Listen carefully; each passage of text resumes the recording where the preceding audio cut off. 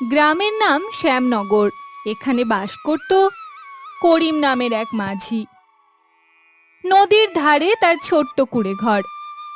সারাদিন নৌকা চালিয়ে তার জীবিকা চলে। একদিন আকাশ কালো মেঘে ঢেকে গেল। বজ্রপাত আর দমকা হাওয়া শুরু হলো সাথে। করিম তাড়াতাড়ি ছুটে গেল গ্রাম প্রধানের কাছে।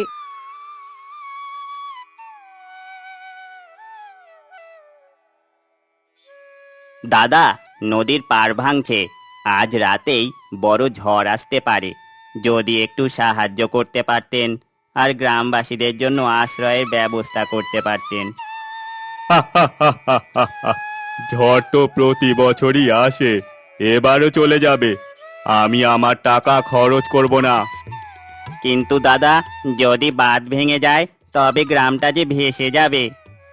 যাই হোক, আমি কোনো ঝামেলায় নেই। তোরা গরিব, তোদের দুঃখ আমি বইতে পারবো না। করিম চোখে জল নিয়ে বাড়ি ফিরে গেল।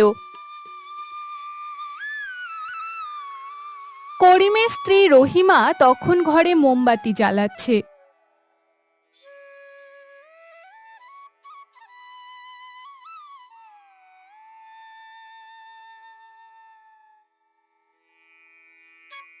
কি গো, কি হলো? প্রধান কিছুই করবে না, বলল নিজেরা বাঁচতে পারলে বাঁচ। তাহলে বাচ্চাদের নিয়ে কোথায় যাব? ঘর যে উড়ে যাবে ঝড়ে। তখন তাদের মেয়ে লাইলি এসে বলে, বাবা, আমরা কি তাল গাছের বাগানে যেতে পারি না? ওখানে অনেক মজবুত তাল গাছ আছে। সবাই মিলে বেঁধে থাকলে হয়তো রক্ষা পাবো। মেয়েটা যা বলছে তা খুব একটা মন্দ বলেনি। করিম তখন গ্রামের কয়েকজন প্রতিবেশীকে ডাকলো। ভাই সব, ঝড় আসছে। যদি আমরা ঘরে থাকি তবে ঘর উড়ে যাবে। তাল গাছের বাগানে গেলে হয়তো বাঁচতে পারবো আমরা। তাতে কি সত্যি কাজ হবে? চেষ্টা না করলে মরতে হবে যে। চলুন সবাইকে একসাথেই নিয়ে যাই। সবাই রাজি হলো।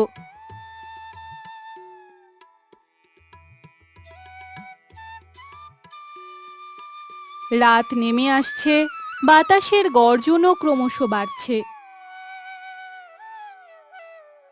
করিমের নেতৃত্বে গ্রামের মানুষজন দড়ি নিয়ে তালগাছের বাগানে গেল। পুরুষরা দড়ি দিয়ে গাছের সাথে বাচ্চাদের বেঁধে দিল, আর মহিলারা একে একে একে অপরকে আঁকড়ে ধরল। আকাশ ফেটে বৃষ্টি নেমেছে। বজ্রপাতের শব্দে কেঁপে উঠেছে মাটি। আল্লাহ, আমাদের বাঁচাও! বাবা, আমি পড়ে যাব না তো? না রে মা, বাবা আছে, শক্ত করে ধরে থাক। ঝড় চলল টানা 3 ঘন্টা।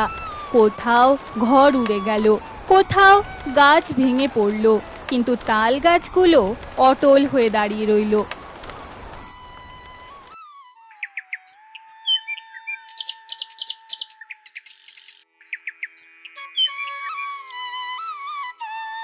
সকালে যখন ঝড় থামলো, তখন সবাই বেঁচে আছে দেখে কান্নায় ভেঙে পড়ল। করিম ভাই, তুমি না থাকলে আজ আমরা কেউ বাঁচতাম না। না রে ভাই, এ বাঁচা আমাদের ঐক্যের কারণে। প্রধান এসে দেখে পুরো গ্রাম ধ্বংস হয়ে গেছে, কিন্তু তালগাছের বাগানে সবাই অক্ষত।